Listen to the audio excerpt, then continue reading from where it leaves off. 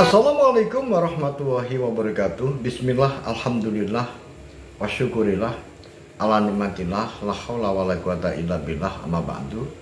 Pemirsa dimanapun Anda berada, ketemu kembali dengan Kelamu Putra.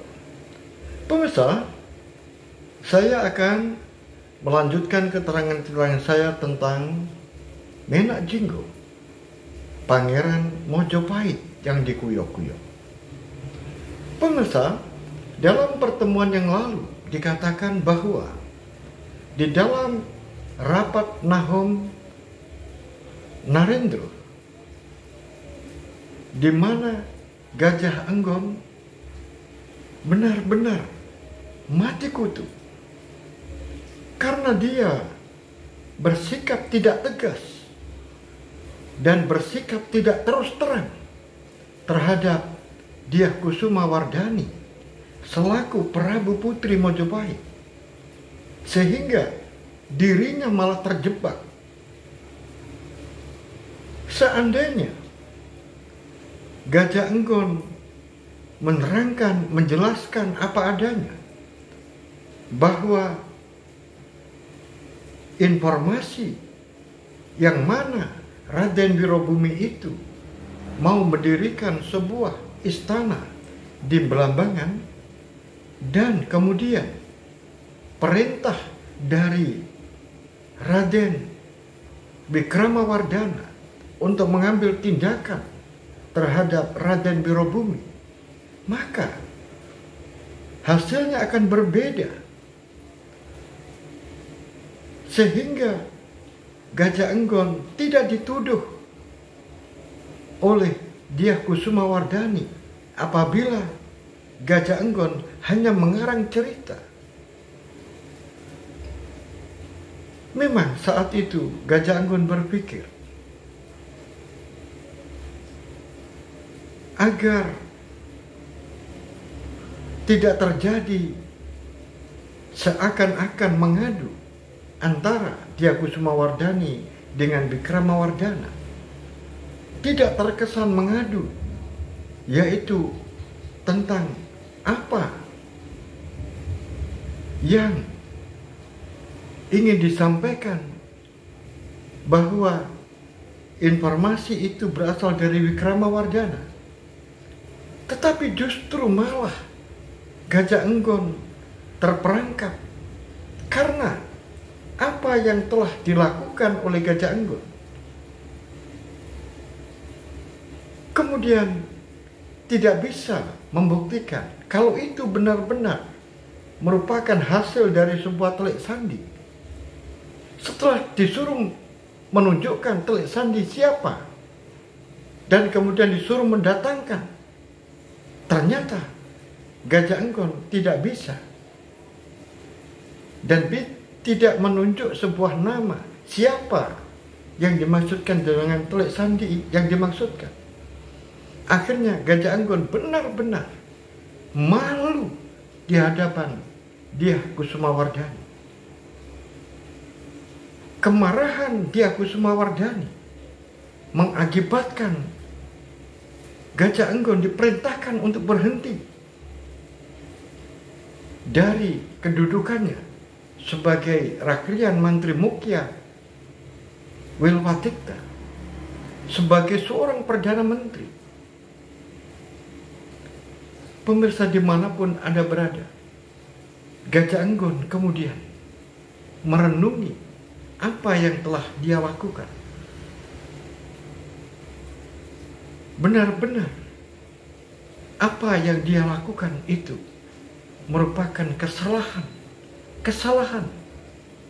karena dirinya tidak melakukan penelitian dan penyelidikan terlebih dahulu.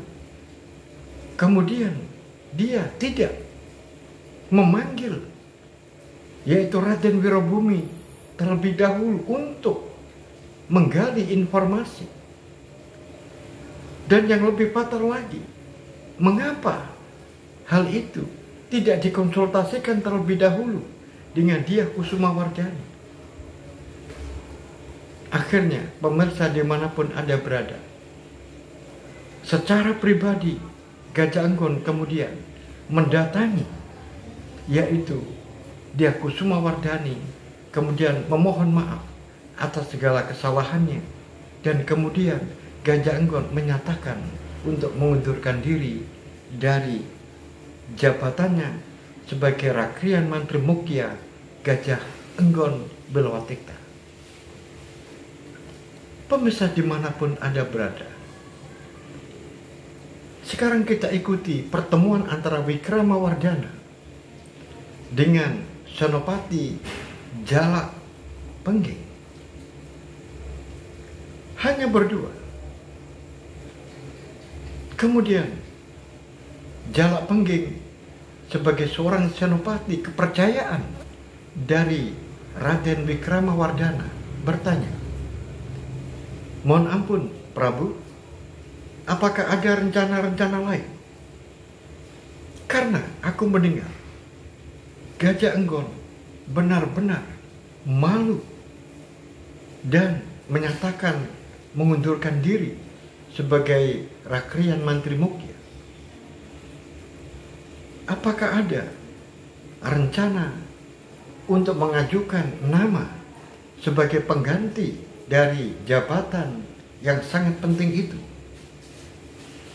Kemudian Wikramawardhana justru malah mengembalikan pertanyaan itu kepada Senopati Jalak Pengging.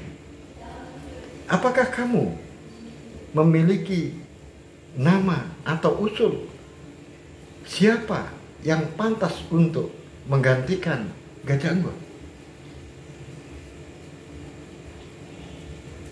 Kalau aku terus terang saja, Raden Prabu Wikramawardhana, pamanku adalah orang yang sangat setia sejak awal membela Raden Wikramawardhana. Pamanku Empu Tanding adalah Waridya Mantri yang memiliki pengalaman-pengalaman dalam bidang pemerintahan. Empu Tanding adalah pamanku yang memiliki wawasan dan pengetahuan yang luas tentang berbagai hal, utamanya adalah dalam bidang pemerintahan. Walaupun dia bukan berasal dari ketentaraan atau keprajuritan, tetapi pengetahuan tentang perang juga sangat mumpuni. Oleh sebab itu, Prabu, apabila aku ditanyakan siapakah orang yang pantas untuk menggantikan Gajah Enggon, maka saya tidak sungkan-sungkan mengatakan dia adalah pamanku, yaitu Empu Tanding. Baiklah, kalau begitu, pada saatnya nanti akan saya usulkan di dalam rapat Nahom Narendra Pon Sabto Prabu. Kemudian, bagaimanakah kelanjutan dari rencana-rencana Prabu? Senopati Jalak Pengging mempertegas apa yang menjadi rencana dari Raden Wikramawardhana. "Aku mempunyai garis yang keras terhadap Wirobumi. Wirobumi harus dilenyapkan. Sejak dulu aku tidak suka terhadap Wirobumi. Wirobumi itu adalah duri dalam daging di dalam kerajaan Majapahit ini, dan merupakan ancaman bagi Wangsa Rajasa. Kemurnian darahnya tidak bisa disamakan dengan kemurnian darah Rajasa dari saya. Oleh sebab itu, aku khawatir di saatnya nanti dia memiliki kekuatan sehingga dapat merebut kekuasaan ini dari tangan Kusumawardhani. Karena aku tahu dia Kusumawardhani sangat menyayangi adiknya dan selalu membela adiknya. Tidak pernah Kusumawardhani itu menyalahkan adiknya. Apapun selalu dibenarkan. Oleh sebab itu, aku tidak suka. Dan coba kamu lihat sekarang. Di dalam rapat Nahom Narendra, dia Kusumawardhani mengatakan, tidak akan pernah ada orang lain yang menduduki kursi singgasana selain saya. Dia Kusumawardhani. Ini merupakan sinyal bagi saya bahwa saya tidak akan diperbolehkan untuk duduk di kursi singgasana itu di saat Kusumawardhani dalam keadaan berhalangan. Sinyal itu menunjukkan bahwa posisiku untuk menjadi raja bersama dengan Kusumawardhani mulai tertutup. Oleh sebab itu aku memilih untuk sementara ini, yaitu memfokuskan diri dengan urusan-urusan agama. Pemirsa dimanapun Anda berada, dia Kusumawardhani kemudian memanggil orang-orang yang dianggap mengetahui tentang penyerbuan Istana Barat ke Istana Timur. Maka dipanggillah, yaitu Tumenggung Gajah Lembon, dipanggil Gajah Manguri, termasuk Patih Onggoboyo, Gajah Noropati, dan juga dipanggil yaitu Senopati Jalak Pengging, dan juga dipanggil Senopati Pangkaja. Dia Kusumawardhani ingin menggali siapa sebenarnya sumber dari bibit-bibit yang menyatakan bahwa Istana Barat melakukan penyerbuan kepada Istana Timur. Setelah para bawahan dari dia Kusumawardhani sudah menghadap, maka menolehlah dia Kusumawardhani kepada Tumenggung Lembono. Wahai paman, berikan aku keterangan,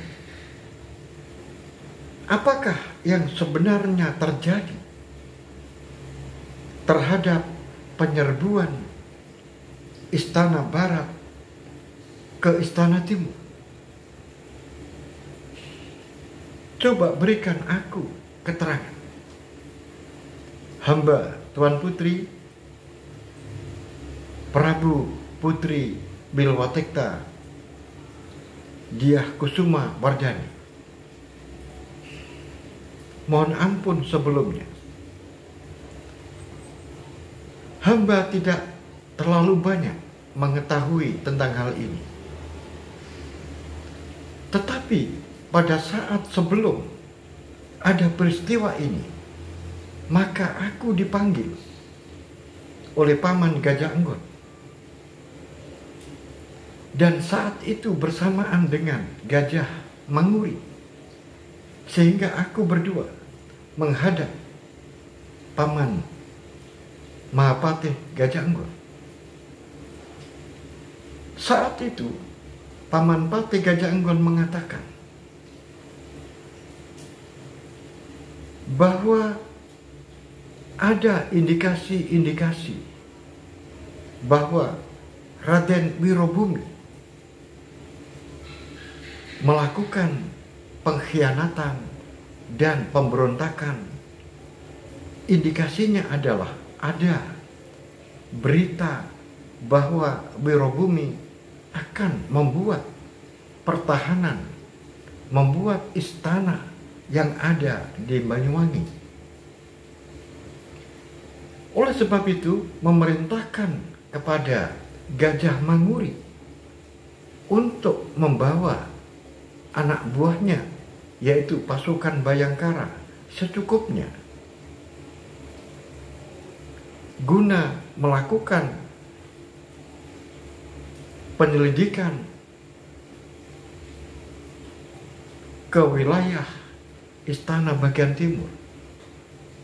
Pada saat itu aku masih ingat bahwa Gajah Manguri ditanya oleh paman Mahapatih Gajah Enggon, kamu membutuhkan berapa orang untuk melakukan telik sandi di wilayah istana timur? Maka Gajah Manguri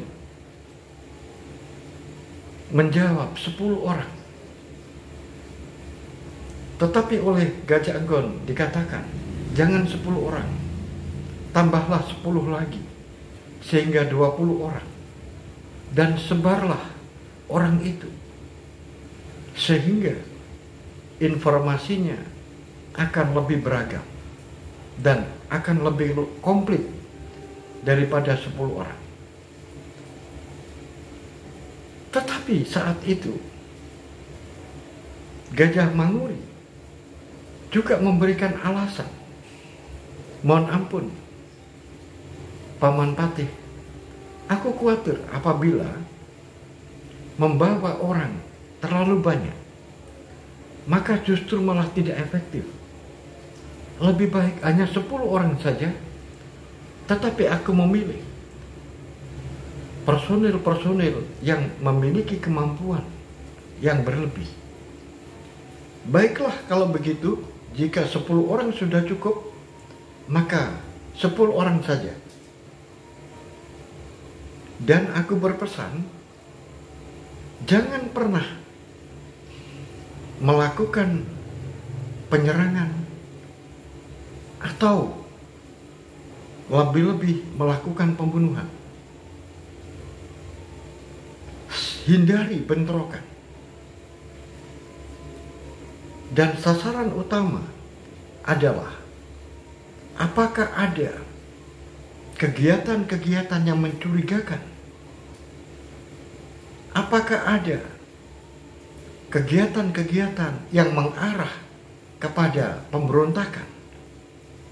Dan yang ketiga adalah apakah ada gejala-gejala bahwa ada semacam upaya untuk membuat dan membangun pertahanan yang ada di Belambangan?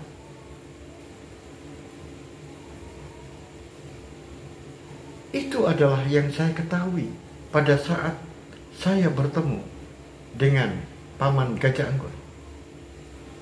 Oleh sebab itu aku mengatakan bahwa Gajah Enggon sebagai seorang Rakrian Mantri Mukya tidak pernah memerintahkan untuk melakukan penyerbuan. Begitu Kanjeng Prabu Putri Wilwatikta.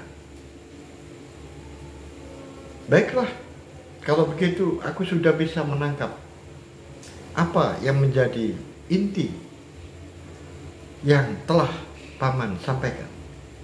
Kemudian dia Kusumawardhani menoleh kepada Gajah Manguri. Gajah Manguri adalah dulu namanya Dipo Manguri, Senopati Dipo Manguri, yang saat itu belum menjadi senopati yang ada di Bhayangkara. Tetapi sekarang Dipo Manguri adalah orang yang dipercaya untuk memimpin Bhayangkara. Kedudukannya sebagai seorang senopati Bhayangkara adalah sangat strategis, karena senopati Bhayangkara ini ada 5, dan orang yang memimpin adalah Senopati Dipo Manguri. Setiap senopati di Bhayangkara memiliki 100 anak buah. Oleh sebab itu kekuatan prajurit Bhayangkara adalah 500 orang. Dan dari 500 orang ini dipimpin oleh 5 senopati. Dan dari 5 senopati ini maka ada senopati senior yang memimpin Bhayangkara keseluruhannya. Nah, Gajah Manguri adalah senopati senior yang membawai 5 orang senopati, yang masing-masing senopati memiliki anak buah 100 orang. Kemudian setelah ditanya oleh Dyah Kusumawardhani, Kakang senopati, yang dimaksudkan adalah Senopati Gajah Manguri, berikan penjelasan dan berikan gambaran tentang apa saja yang Kakang lakukan saat Kakang diperintahkan oleh Paman Mahapatih Gajah Enggon. Terima kasih, mohon ampun Gusti Prabu Putri Wilwatikta. Saya menyambung apa yang telah disampaikan oleh Kakang Tumenggung Lembono. Apa yang disampaikan oleh Kakang Gajah Lembono sedikit pun tidak ada yang salah. Seperti itu yang disampaikan oleh Paman Gajah Enggon, bahwa saya ditugaskan untuk melakukan penyelidikan, bukan penyerangan, tapi penyelidikan, yang sasarannya adalah 3 hal, yaitu apa saja kegiatan-kegiatan yang ada di sana berkaitan dengan keprajuritan. Kemudian apakah ada di sana kegiatan-kegiatan yang mencurigakan? Apakah ada indikasi-indikasi pemberontakan?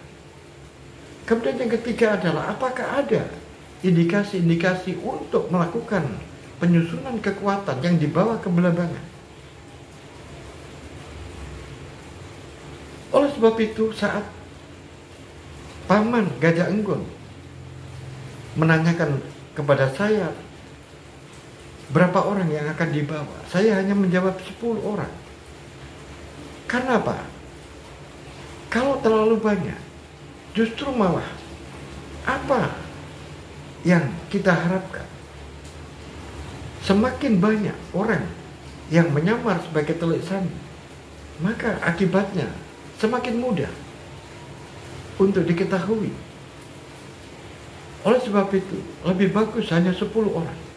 Dan itu pun kemudian disetujui oleh Paman Mahapatih Gajah Enggon. Dan 10 orang ini kemudian kita bagi tugas untuk menyebar. Dan setiap ada temuan-temuan yang penting, maka segera anak buah saya ini menemui saya dan memberikan laporan.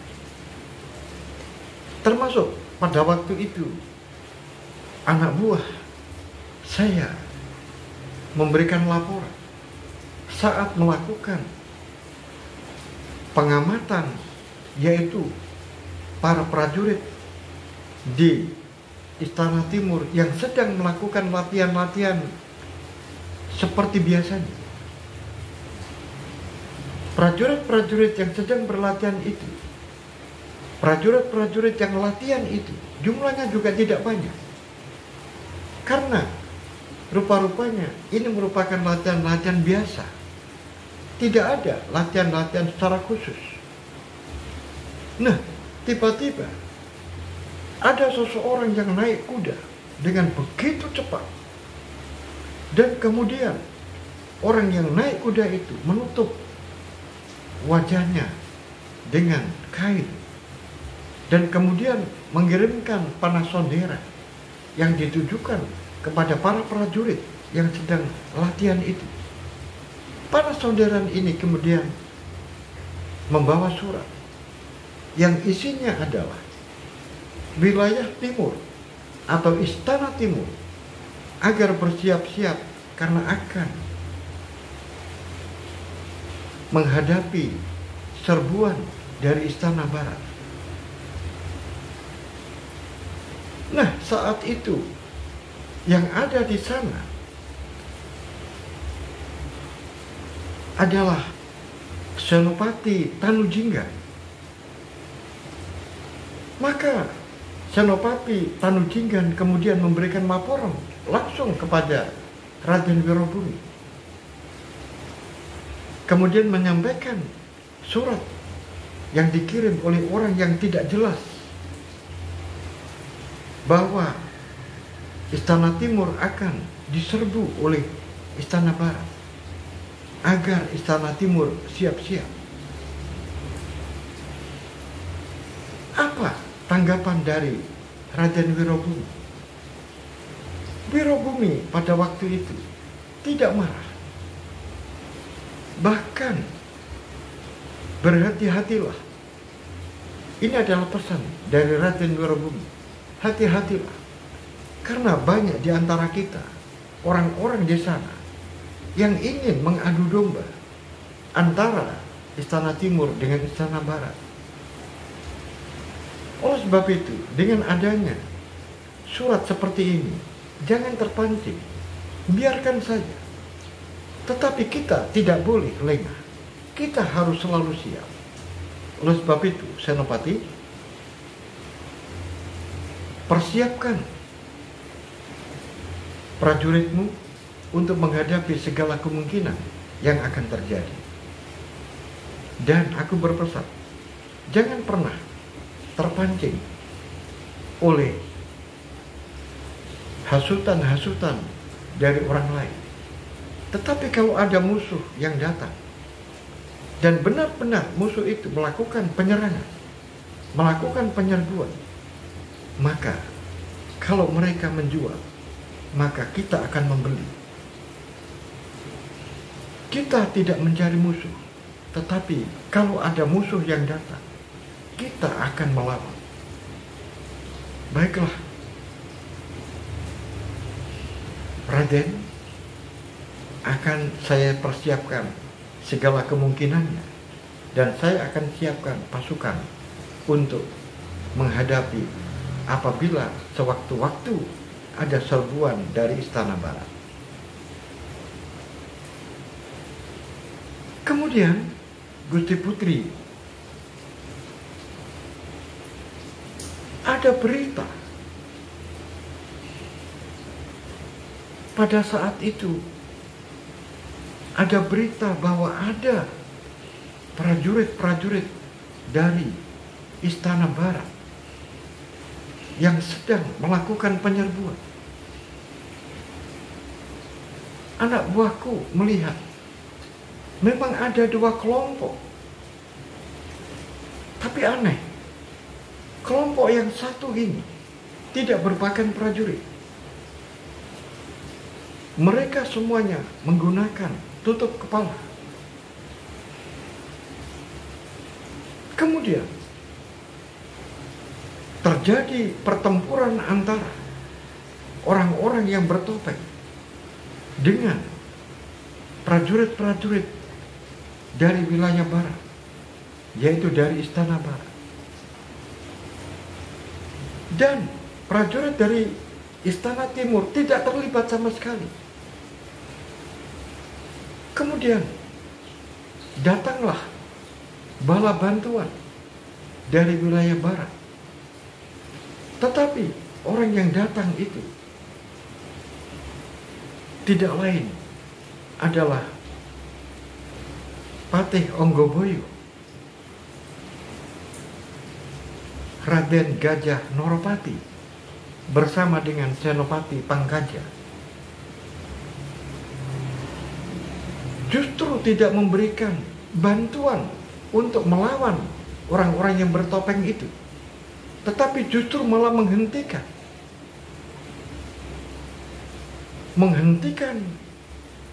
jangan ada pertempuran, karena itu merupakan perintah dari Gusti Prabu Putri Diakusumawardhani. Begitulah Gusti Putri. Tetapi setelah aku kembali menghadap Paman Gajah Enggon, tiba-tiba di Mojopahit sudah tersiar kabar bahwa terjadi sebuah pertempuran hebat antara prajurit Istana Barat melawan prajurit Istana Timur.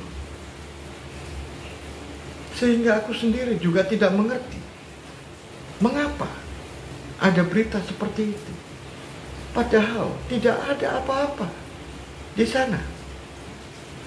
Raden Wirobumi dan tentaranya yang dipimpin oleh Senopati Tanu Jinggan tidak merasa bertempur.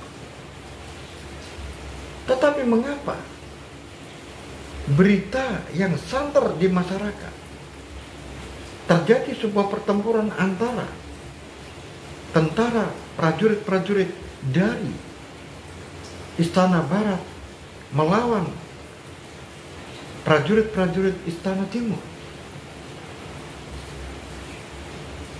Inilah yang saya katakan, ada orang-orang, sekelompok orang yang sengaja membuat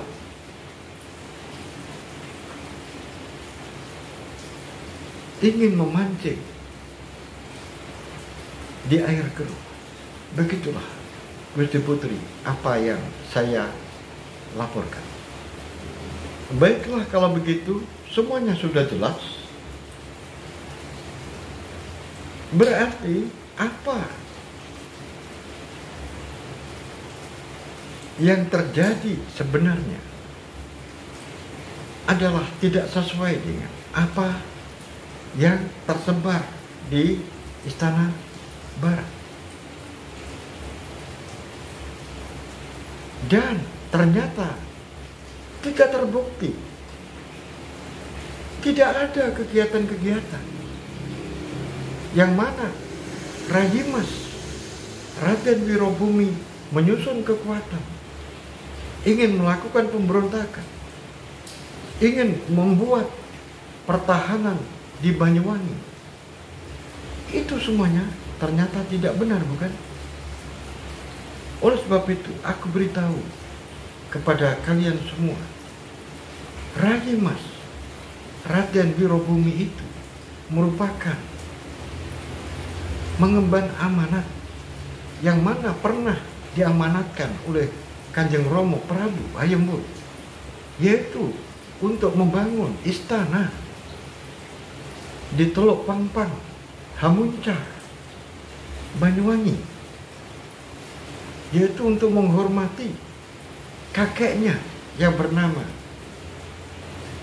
Brahmana Probosworo yang pernah berjasa menyembuhkan ayah kami berdua. Oleh sebab itu, sebagai bentuk rasa penghargaan dan penghormatan, maka pernah Rayimas Raden Wirobumi itu mengusulkan untuk membuat istana di sana. Hanya itu. Tetapi mengapa isu yang berkembang begitu santer? Rayimas membentuk benteng pertahanan, membuat pertahanan di Banyuwangi, dan menyusun kekuatan untuk melakukan pemberontakan. Itu semuanya tidak benar. Pemirsa dimanapun Anda berada, bagaimanakah kelanjutan cerita ini? Dan rupa-rupanya keadaan antara barat dan timur, antara istana barat dengan istana timur, tambah memanas. Bahwa Raden Wikramawardhana tidak suka terhadap Raden Wirobumi. Oleh sebab itu, seakan-akan Raden Wikramawardhana ini mencari-cari bagaimana supaya Raden Wirobumi ini dapat dilenyapkan karena dianggap sebagai duri dalam daging di dalam kerajaan Majapahit. Pemirsa dimanapun Anda berada, bagaimanakah kelanjutan cerita ini? Ikuti terus hingga akhir cerita. Sampai di sini akhirul kalam. Billahi taufiq wal hidayah. Waridha wal inayah. Assalamualaikum warahmatullahi wabarakatuh. Salam budaya warisan.